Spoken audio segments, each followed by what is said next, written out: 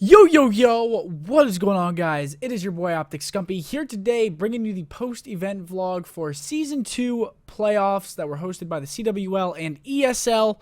I'm going to try to do this in one take, but I might mess up and I might have to cut some stuff up because we're talking about a whole range of things. We're talking about the match between us and LG, what I think we needed to improve on, what I think went wrong with our mentality.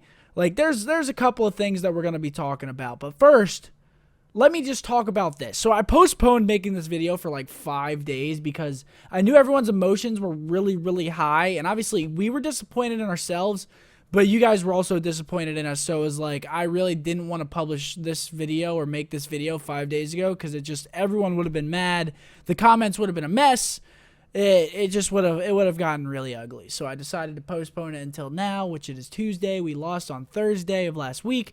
So yeah, I postponed a little bit. But let me talk about the event first. Let's talk about our relationship with ESL. Obviously, that wasn't too hot. The CWL forfeited us a couple of times for reasons that were sort of or mostly beyond, like, out of our reach to try and fix. So our relationship with them wasn't too hot, but that's not going to affect my opinion on the event. Season 1 and Season 2 playoffs were both ran very similarly, and they were both ran very well.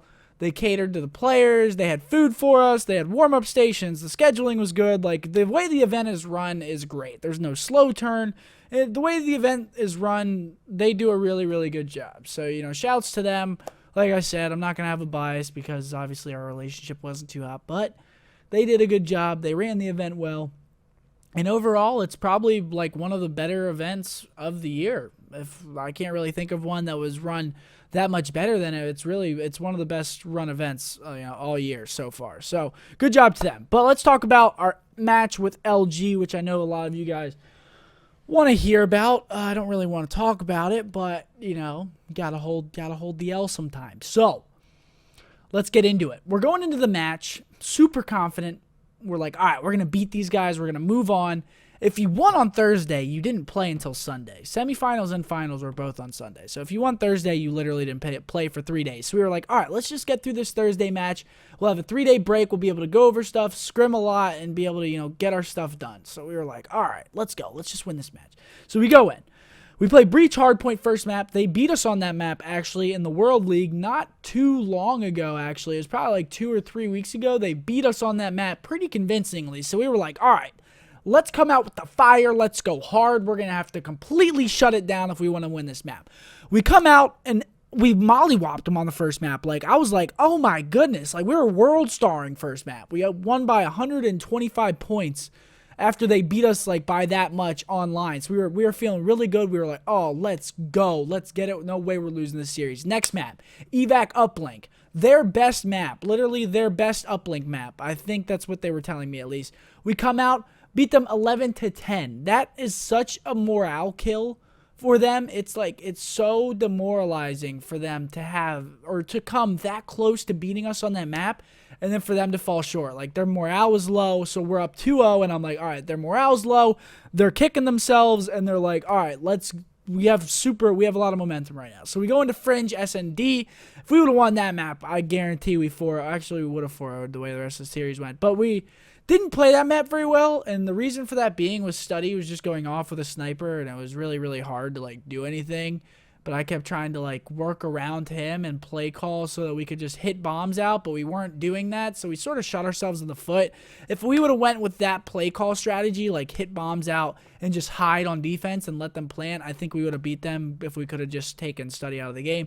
But we lost that map 6-3. I wasn't really too surprised about it. Our S&D is usually good, but I was like, all right, it's S&D, it can go either way. So I was like, screw it, next map, Stronghold CTF. Beat them 4-0. To beat a team 4-0 on Stronghold CTF, you have to play flawlessly, pretty much. You have to play incredibly well, and that's getting kills, pinching spawns, getting cutoffs. That map is very hard to win. That map's hard to get 4 caps on alone. Like, it's just, it doesn't happen very often because people play such hard defense on it. It's pretty hard. So we snowballed them on that. Beat them 4-0. After that, I was like, oh, let's get it. We have 2 respawns now. We just beat them on Stronghold CTF 4-0. I was like, all right, let's go. Super confident once again. Going to Fringe Hardpoint, we were not confident on this map at all. We were actually like second guessing a lot of our decisions, and I think that might be why we lost it.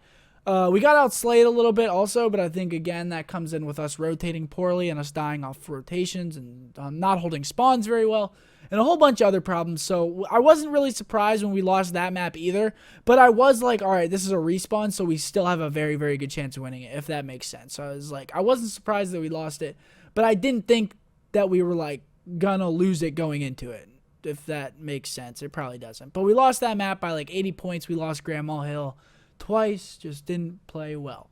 Moving on, Breach Uplink. This was the map that I thought we were going to close them out on. So I was like, Breach Uplink, probably our third best uplink, but uplink, we're really good at uplink. So I was like, probably our third best uplink, but I still think we're going to win.